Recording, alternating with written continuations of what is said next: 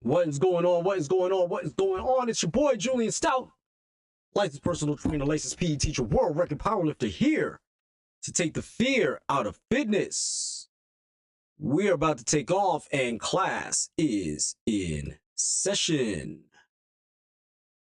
Well, I'm not gonna lie to you. I'm tired. I've been taking my NMN. I've been getting good sleep. I am tired, but I'm not as tired as I usually would have been had I not been taking it. And I'm going to tell you straight up, I'm being real. I'm not even playing with you. I'm being for real. I would not be telling you this if I were not, at the very minimum, telling the truth about how I feel. Okay? I don't want you, the one thing that I will stand on every day is my integrity. I will tell you the truth every single day of the week, like it's going out of style. If I report on something or if I talk about something, I'm talking about it at the moment in the truth that it sits in at this moment. I am not somebody that has pertinent information that will hide it from you to deceive you and manipulate you. And then when the wind blows a different direction, I'm just jumping onto that breeze. I'm not that person, and I'll never be that person. But with that being said, you see the title in the thumbnail, Ozempic, what they're not telling you. So for those of you who are watching at this time, let me ask y'all a question. What does Ozempic do? What do you guys think Ozempic does?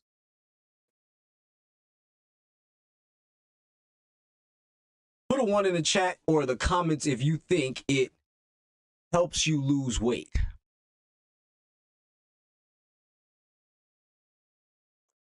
Put a 2 in the chat if you think that it speeds up your metabolism.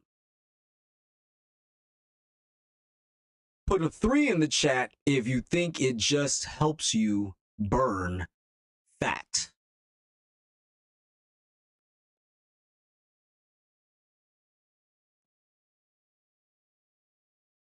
I'll wait for a little bit.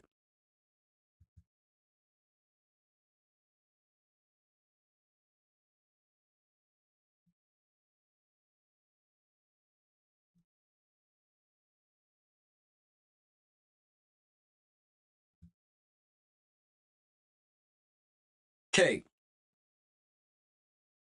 If you guys didn't get ahead of me yet, what I'll tell you is, I'll show you with my screen. I'll share my screen with you, better yet.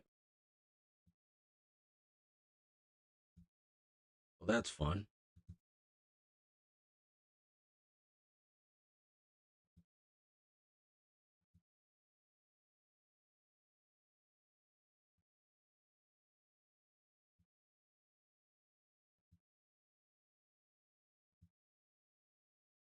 If you guys can't see that, let me help you out. I'm gonna let y'all see that. I'm gonna bring that across so you can see it right there, live and uncut. It says, Ozempic works by mimicking the GLP-1 hormone, which regulates appetite and blood sugar. So what does that mean, Julien? What does that mean? It means it just makes it easier for you to eat less. It manipulates your hunger, right? So if it stimulates insulin release, lowers glucagon, slows stomach emptying, and signals satiety to the brain. In other words, it tricks you into believing you're full. It lowers the amount, it eliminates the amount of blood sugar that is in your bloodstream, and all at the same time, it forces sugar into your muscles as best as it can. Right? So it just makes it easier to eat less. Now, let me ask you a question. Would you trust something that removes your hunger? Would you trust something that will stop you from being hungry? Because let me explain to you in layman's terms what this is. This is a form of chemical anorexia. I'm going to say that one more time. This is a form of chemical anorexia. Don't feel hungry, don't want to eat, don't be bothered. So what you're going to do, you're going to turn around and just be in the gift of whatever this does for you, right? But here is the cost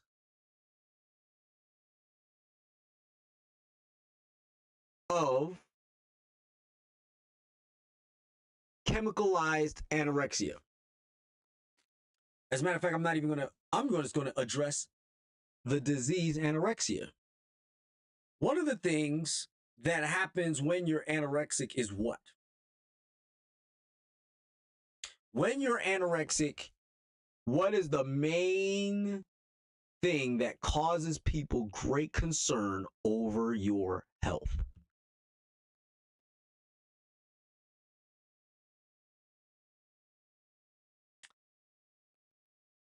You start losing valuable muscle mass.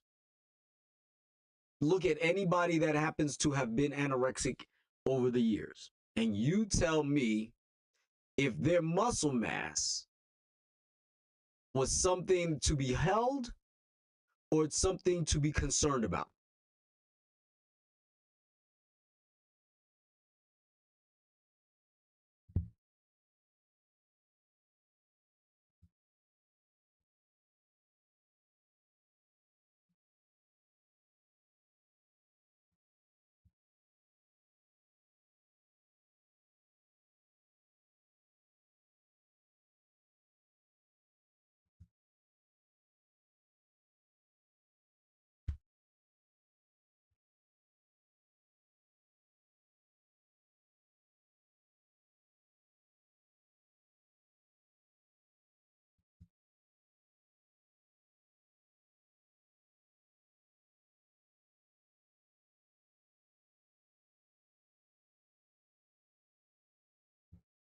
So, I'm going to share my screen with you.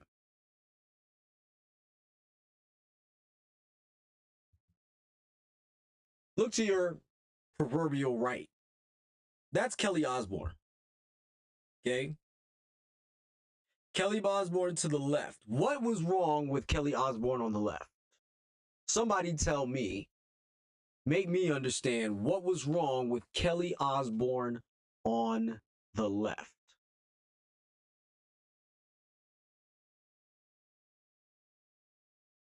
Now, what I will say is, there were times Miss Osbourne was in the obese category, right? There was a time she was absolutely, in fact, obese. But here, lies the problem of what I've been telling you.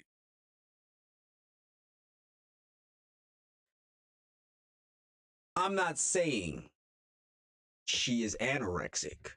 I am saying the weight loss medication she's on is creating anorexia.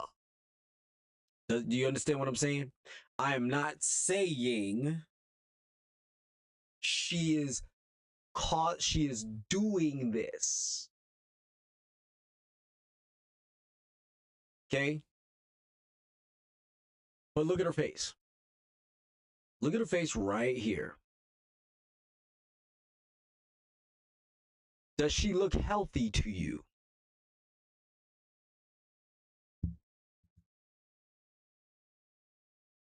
Here she looks healthier. Right?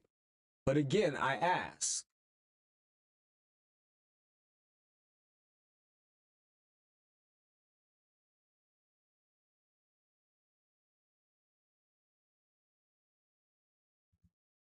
what was wrong with this Kelly Osbourne?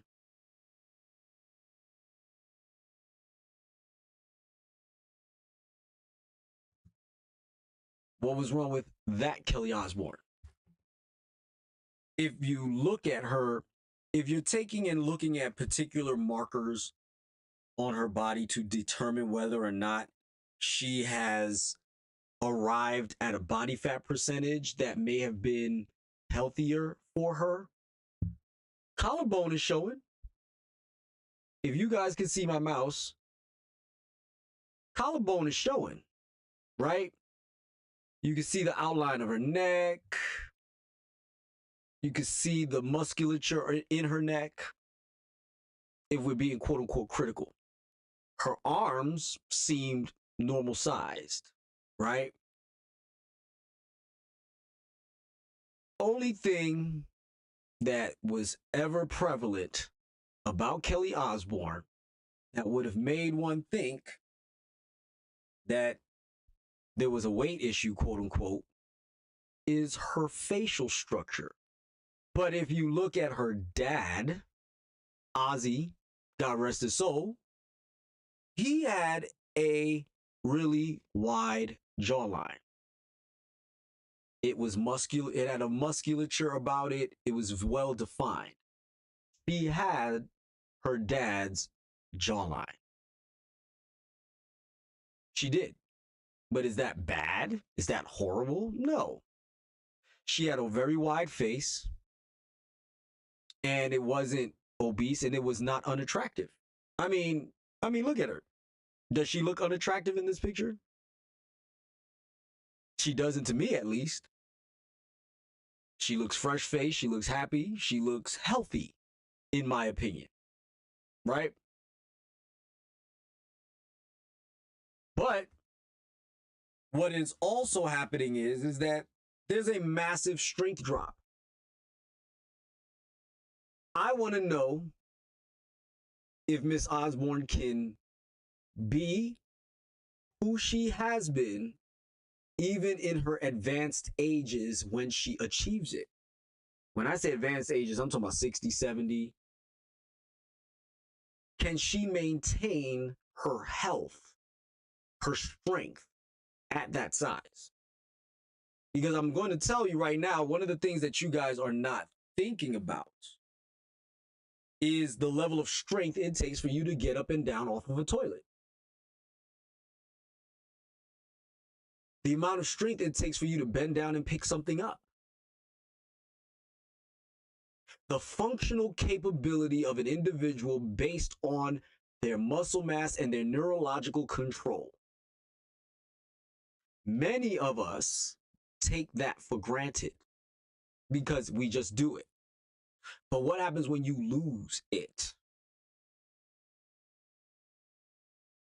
You're smaller, yes, but you're also weaker. You're also frail. Things that would have normally made you go, ow, now breaks you. Things that concern you about your health will then exacerbate, make it worse. Newsflash, your metabolism lives in your muscle. 88% of all metabolic activity begins in the muscles. So if you shrink your muscles, you are shrinking your metabolism. You're shrinking your metabolism. Would you rather trade your strength for smaller numbers on the scale? Just to say you're smaller?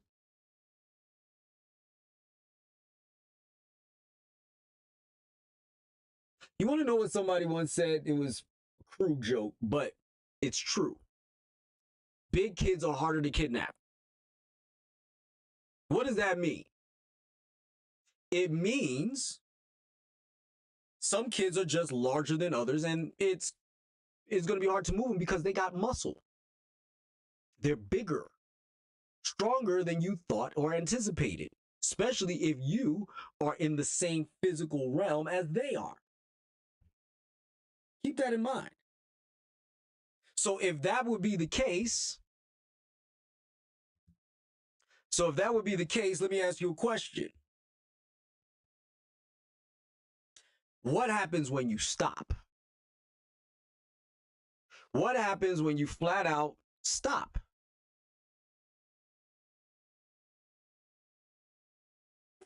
You stop the Ozempic. What happens? Do me a favor. In the chat room, go ahead. Tell me, what do you think happens when you stop taking Ozempic, Wegovy, Row? I don't care what product it is. It's a GLP-1 enhancer. You tell me what happens when you stop taking. And I'll wait.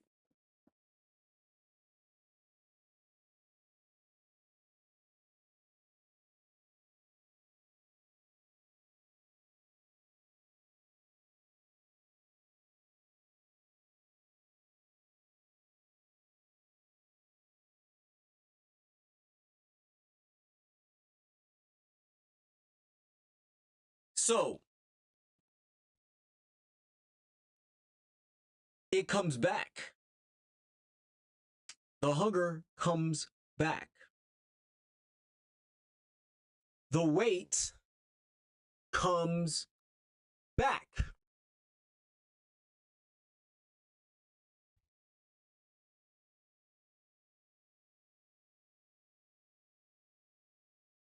No, you're sort of, but no. The weight comes back. So in the time frame that you started taking it and the time that you stopped taking it, whether it be because you decided that you have reached the point where you're satisfied or that you can no longer afford to pay for this medication, what happens when the hunger comes back? What habits have you formed? Good ones. What good habits have you formed? You don't know how to curb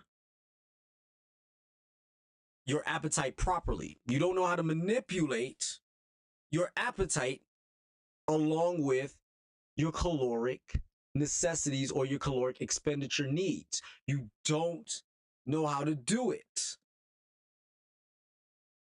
So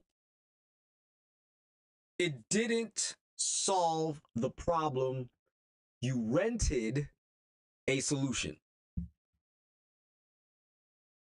You need to get from point A to point B, so you rented a car. Cool. But you need to do that every day. You need to do that every day.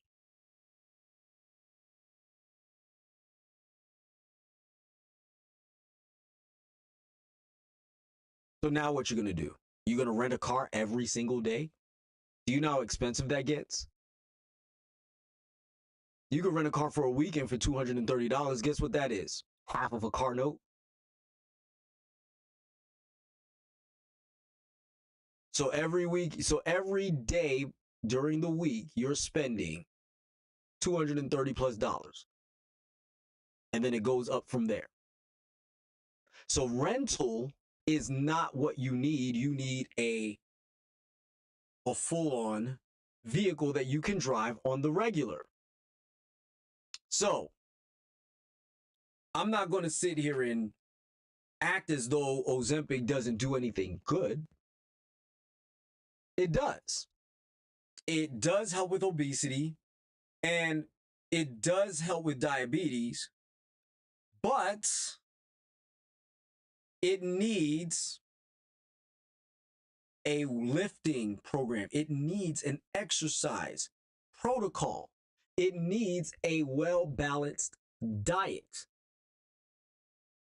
But since it affects your hunger, how are you going to eat the necessary calories and the necessary macronutrients you need in order to build and maintain muscle? Because I'm going to be sad to tell you that Kelly Osbourne is approximately, if I want to guess correctly, I want to say she's in her mid to late 30s. I'm going to say that Kelly Osbourne is, let's find out, shall we? 1984. She is 42. She is 42 years old. Or she's about to be 42. She's 41. She's 5 feet 2 inches tall, and she is 41 years old. What does that mean? What it means is that every decade past your 30th birthday, you lose 10% of your muscle mass, especially if you don't train, especially if you don't eat enough to sustain the necessity of building muscle. I missed 3 months of training and I have lost a significant amount of my strength. 3 months. Am I completely an invalid? No, I'm not. But am I where I was in my prime, which would have been just, as a matter of fact, just what, 3 years ago? No, not even close.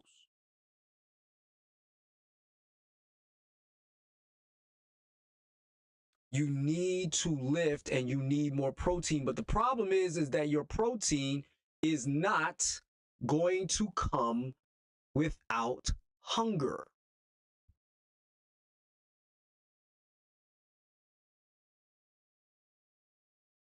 So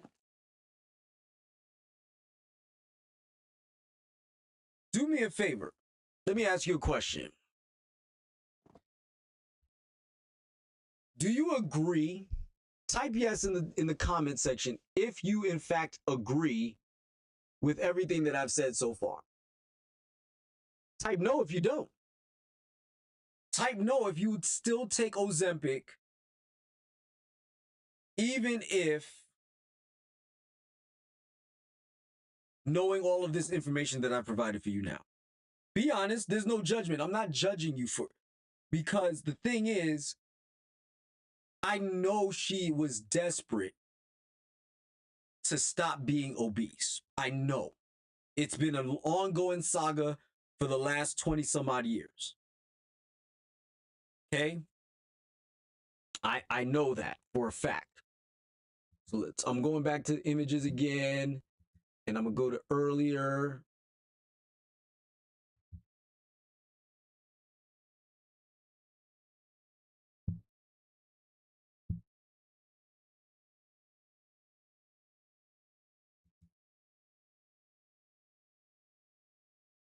So, show you this picture real quick. Look at her on the right. Now, is she at 5 foot 2 inches tall? Was she outlandish? Was she like, you know, getting ready to get on my 600-pound life? Absolutely not. She had meat on her bones. That's pretty much all she really did have.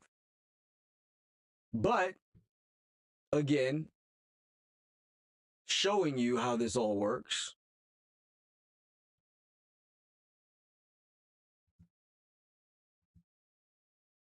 Here's how she looked at 18. And now here's how she looks at 41. Is there a difference in her face? Yes. We're not going to sit here and pretend like there isn't. Even this version of her is okay. But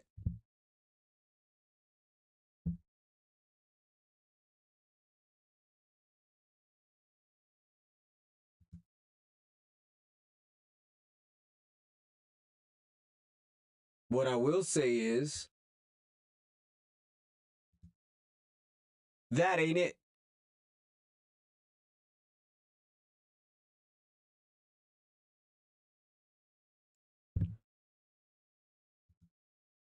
Do what makes you happy, right? But at the same time, that when you're doing the things that make you happy, be careful what you wish for. I want you to understand, be honest, do not front. If you are taking it to get your health in order, because if you don't, you're going to die. If you don't, you're going to lose your toes. If you don't, you're going to lose your leg. If you don't, it's going to go downhill real quick. I'm not suggesting that you just don't take it, but what I'm saying is you should take it with your eyes open.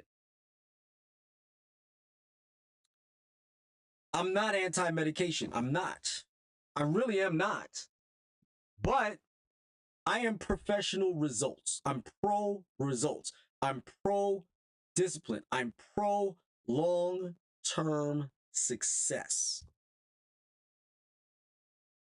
I want it. She has the money to afford her Ozempic from now until the cows come home, but she is losing muscle mass in the process. And that is where I'm having my hang up with all of this. I don't see a plan for exercise.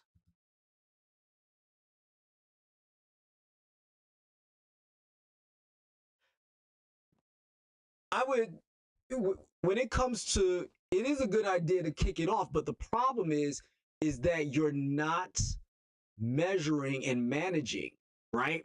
You're allowing this drug to take over. And when you allow this drug to take over, what are you learning? You're just not hungry. That's all it is. You're just not hungry. So what I would suggest, so this is where my knowledge base kicks in, right? You want to know what I would do in order to quote unquote lose weight, but not lose my appetite? I'm going to go into it because I have to. Your variables of Cain, right?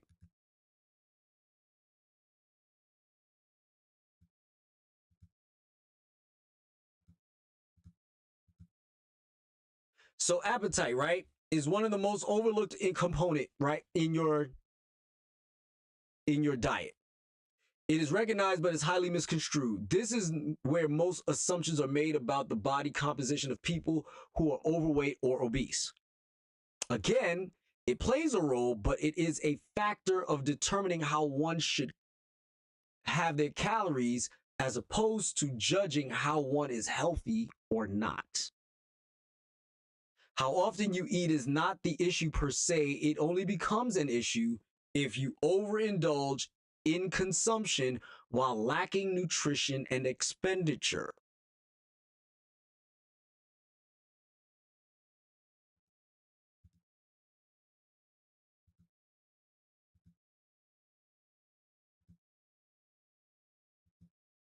So this is the quadrant that I have for you guys. Consumption is food and calories. Your appetite is how many times a day are you in consumption. Now, with that being said, I'm not telling you to not. So this is how I would work it. What is the least calorically dense food that fills you up longer but does not last long in your body system? What nutrient is that?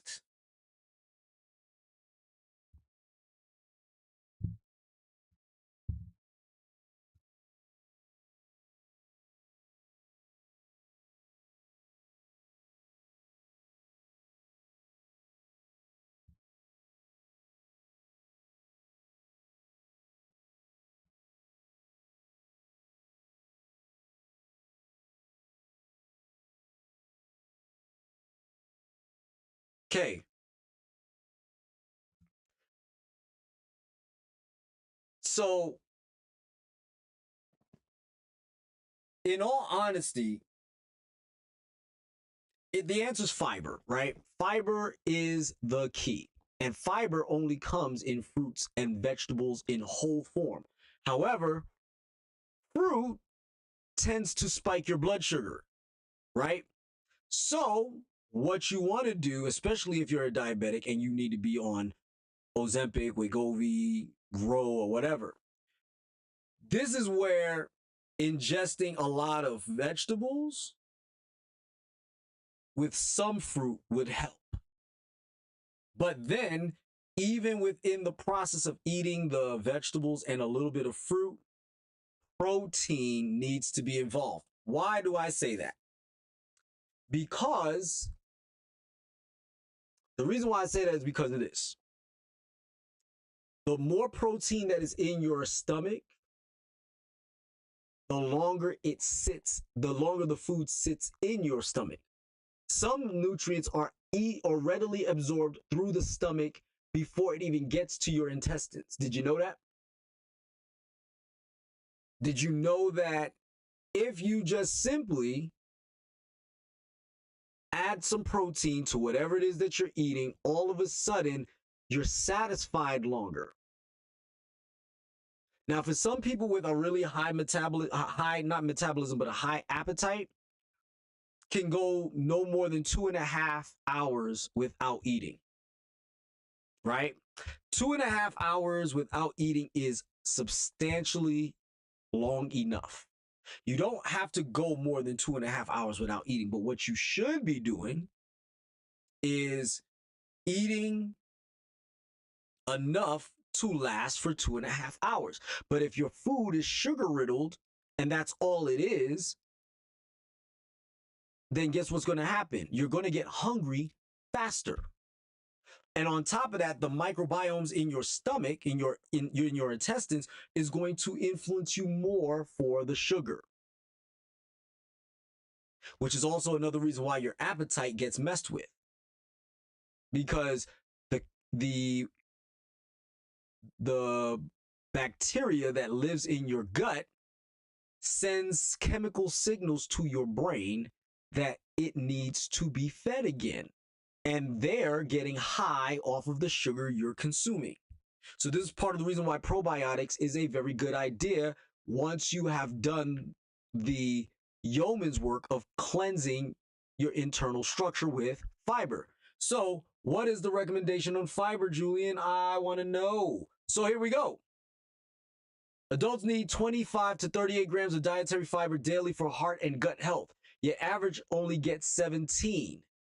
Actually, they're talking about even getting more than 38 grams of fiber a day. Somewhere in excess of 60 grams in some cases, right? So what does this mean?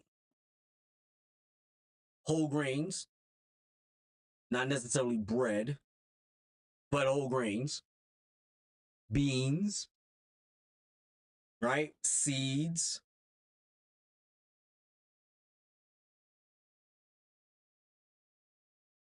vegetables, and some fruit, like I said before. But add a protein base to it. Make sure there's some form of protein inside of the meal, because it will last longer. Try to make it as calorically non-dense as humanly possible. You don't want the caloric density. Your meal, whatever it may be, should only be anywhere between 250 to 350 calories per meal. And you should be eating roughly 5 to 6 times a day. If you're doing this,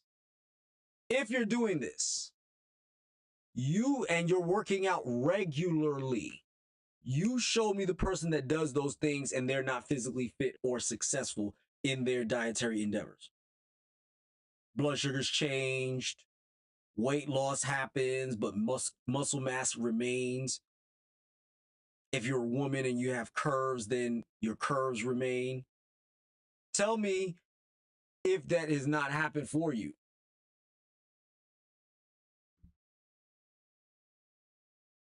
Skinny is not strong. Telling you right now, skinny is not strong. Everybody, heck, I fought my way out of skinny. I don't want to go back to skinny. I mean, at some point, I'm probably going to end up skinny again because, you know, once I get to a certain age and things don't work the way they used to, then yeah, I'm probably going to end up skinny again. But I'm not just going to lay down and wait for it. Right? So the main thing that I want you guys to keep in mind is that you're not transforming, you're shrinking. Shrinking is not transformation.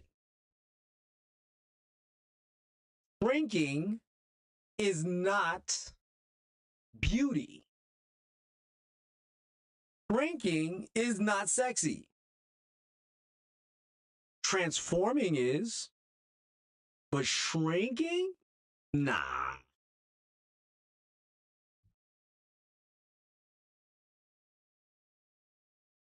Body transformations happens every day. And it happens through hard work, dedication, and proper planning on your supplements, right? However, these shortcuts don't build structure. The main problem with people who tend to be obese is that they lack structure. There are no foundations set. How do you know what to eat if all you're doing is eating when you're hungry? At a time when you're more than likely not hungry. You get to still eat the garbage that you normally eat? Yay. But yeah, you lose weight and you're eating garbage when you want it, but then you're not hungry. So now you're malnutritioned on top of all of that. Then on top of that, you need to take supplementation as a result because you're not getting all the nutrients that you need. When if you aim for all the nutrient-dense foods, not calorically dense, you'll find yourself in on the lowdown. You'll be in on that, right? The main problem that I have with this stuff is if the hunger disappears, discipline doesn't show up. I'm not suggesting discipline is doing what you need to do when you don't want to do it the most. Right? But you know what you need. You know you need this amount of calories a day. Not meaning that you're starving yourself, because I know I ain't starving myself for nobody. And I wouldn't tell anybody to starve themselves either. However, your lack of hunger is not because you're not hungry. Your lack of hunger is merely because you're chemically inducing compliance.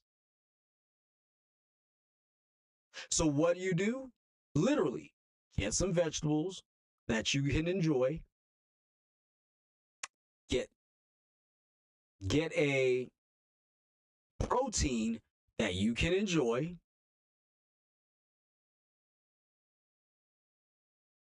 Get a fruit you can enjoy, and then start finding different ways to make things with it. And if that is not enough, which I'm 99% sure it won't be, start exploring other options of things that you would like to have in that time frame. Write them down.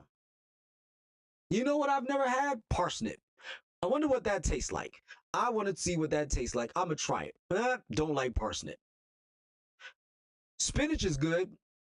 I appreciate spinach. I do eat a little bit of lettuce. I like lettuce, especially with salads. But obviously lettuce is not nutrient dense. It's just water. So what else can I eat? Oh, I like sweet potatoes. Gastric bypass is not necessarily better, because even with gastric bypass, if you do not create the atmosphere for you to remain successful, you will backslide and you will gain all the way back. Studies have shown that people who do in fact get gastric bypass surgery or gastric sleeves only go back to increasing their stomach size over a course of 5 to 10 years. And after that, because they haven't built good habits, what ends up happening is that they go back. Is no different than taking the Ozempic and the Wegovy. Tried and true is working within the parameters of what you know you are to be. If you're ravenous, nobody's stopping you from being ravenous, unless it is a medically a mental illness where you're a compulsive eater, right? Compulsive eating is a different animal than what I'm talking about. Appetite is one thing. A natural occurrence of one's desire to eat is one thing. A compulsion to eat is a whole different thing.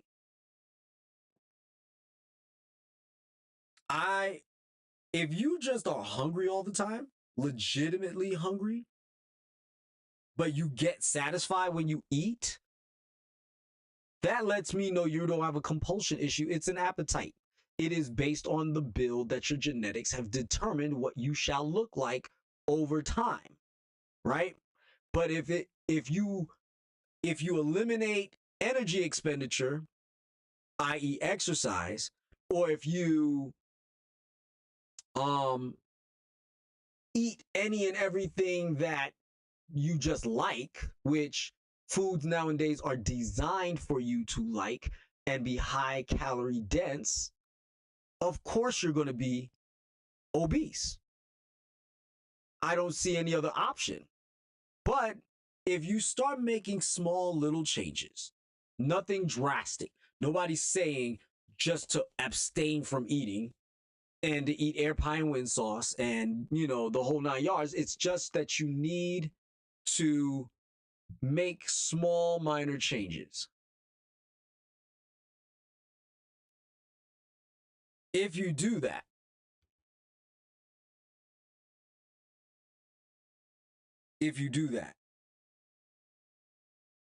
I have no doubt in my mind, you will see massive success. And then, because you are not starving your muscles, both for exercise and for nutrients, you will see your true self emerge.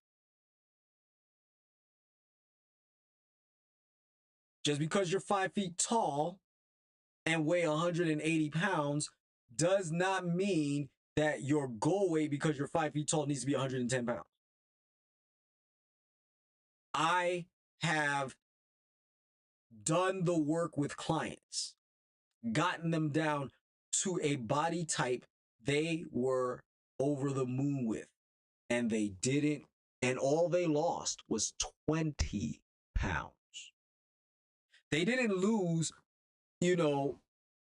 60, like some people would suggest. They lost 20 pounds, but the 20 pounds that they lost was mostly fat. Mostly fat. And because what they did was mostly lose fat, the muscle weight that they were keep holding on to stayed and remained. And once they got their body fat percentage down to, the mid-20s, which is where a woman is supposed to be, ironically, that is where they were happy in their skin. I remember going on about Lizzo. If she lost the fat, not weight, but fat, she'll still be a larger woman. And what did she do? All but prove me right. Straight up, I'm serious. The one thing I will say about Lizzo is she puts in physical work. All she had to do was stop eating garbage. Peanut butter and jelly sandwiches, drinking soda, having ice cream, all of that. She just needed to stop that. And what did she do? She stopped. And what did her body do? Change. Did she get skinny? No. But did she get smaller? Did she transform? Yes, she did. And this is the balance that we have to do. This is the balance we have to measure with. Desperation is not going to help the situation any further than it already is. It's just not. It really isn't.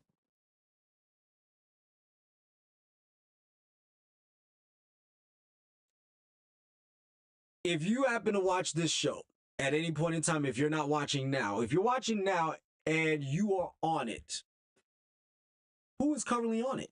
I want to know.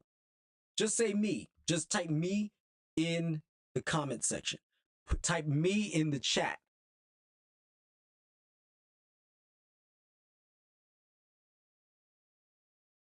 There's no judgment. I promise you. I'm not judging you. I understand your desire to be healthier than you are. I really do. But you have to trust the process. Trust that if you made a mistake today, it's not a big deal. You made a mistake today. Start back over tomorrow. That's all you can do. Just because your company had a potluck and there was like 48 cans of Coke, and you know you're not supposed to be drinking Coca-Cola, but you decided to drink it now. Okay, you had one. Shoot, you had two. You're going to feel the effects in your blood sugar because your blood sugar is going to spike.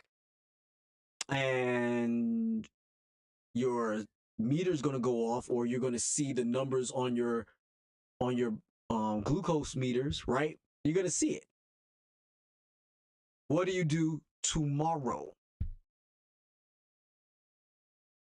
Just start over with the plan that was implemented to begin with, that was supposed to put you on your path to success.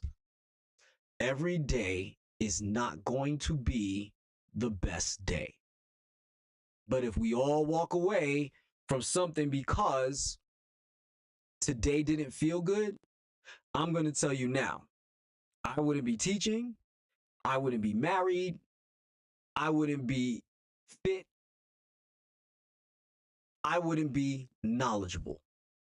Because every last thing I've described has some form of uncomfortability to it. It has an uncomfortable component to it, and everybody has to acknowledge it. But guess what? There's some things that, regardless of how uncomfortable it makes you feel, you're willing to go through it. Why don't you add one more thing to the table? Just do that.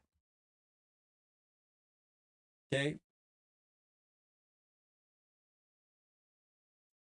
I'm going to land this plane because like I said to you earlier, I am tired. I'm exhausted. And not only, physically exhausted, but I'm mentally exhausted. And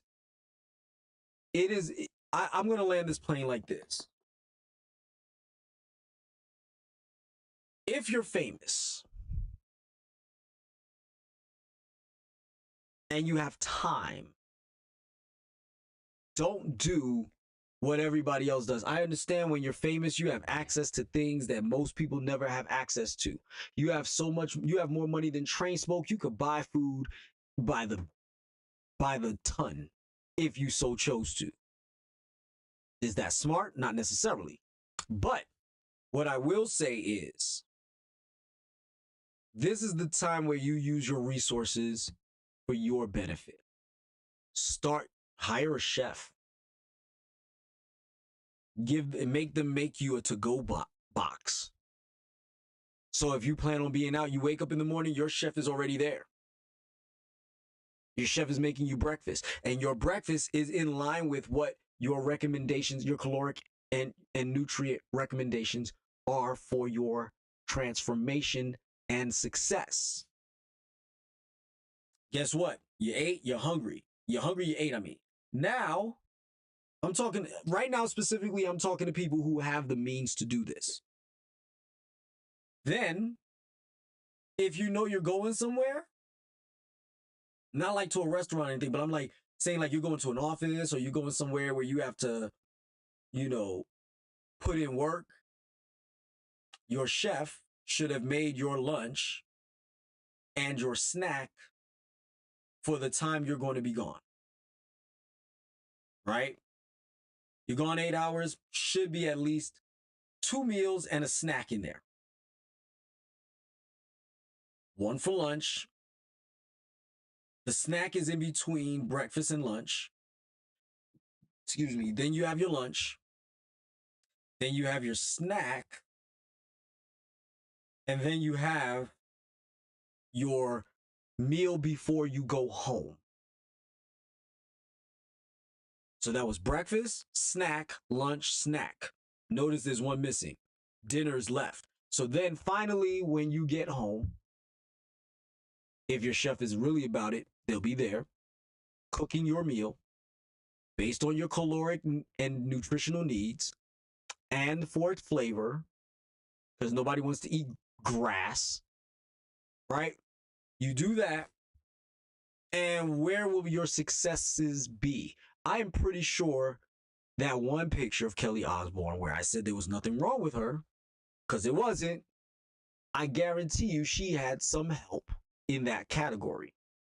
Now, what about the rest of us, Julien? What about the ones who are seeing these ridiculous gas prices and seeing our food go up? What am I supposed to do? Well, I'll tell you. Meal plan. Meal plan like you wouldn't believe. What you do. And like I said, you find out what you like. You find all the healthy things you like. I'm talking about solid foods like sweet potatoes, like onions, like garlic, like broccoli, like squash, like pumpkin, like whatever, like lentils, like hummus, like edamame, whatever it is that you like that grows out of the ground, right? You should be writing all of those things down. And if you don't know, this is where exploration happens. You explore, you start finding out what you can and cannot tolerate.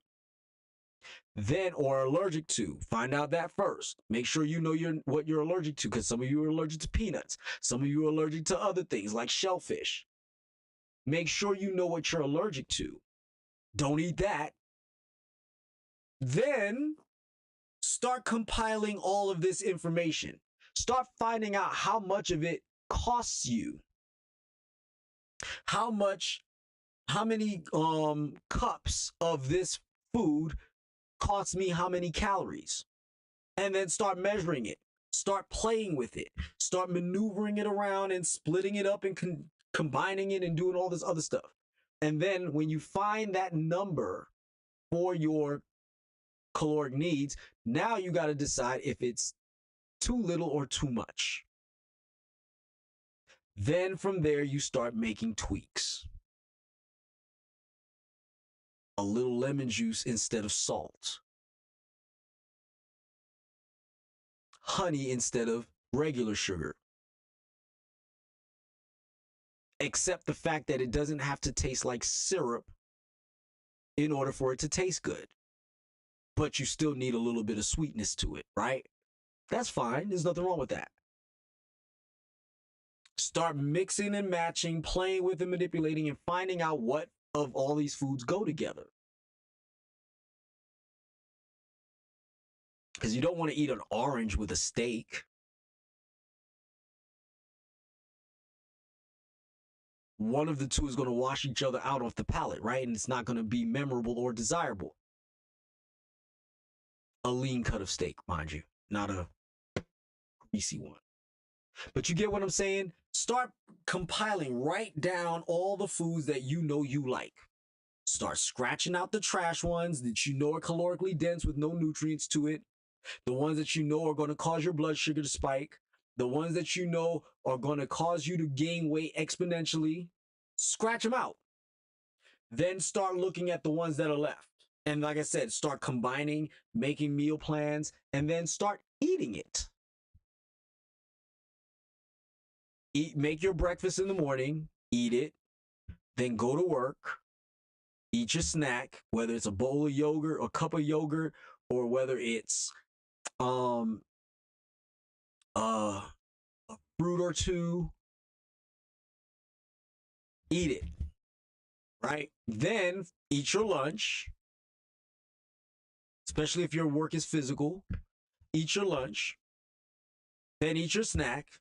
Somewhere in there you should have worked out by now.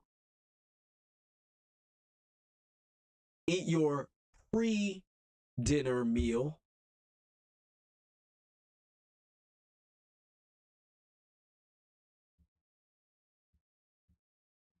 Breakfast, snack, lunch, snack. I should say your pre-dinner snack, and then have your dinner. And that's all you need to do. Take it from your boy. I've only done this a bajillion times with clients, and I'll do it a bajillion more as long as you have me. But I'm about to call it a night. So I'm going to ask you to do me a favor, and that is, if you lasted this long, go ahead and click the like button. Go ahead and click the subscribe button if you haven't done it before, and don't forget to like, subscribe, share, follow me on Facebook, Instagram, and on YouTube. Have a nice day. Be the best you. Class is Stoutt.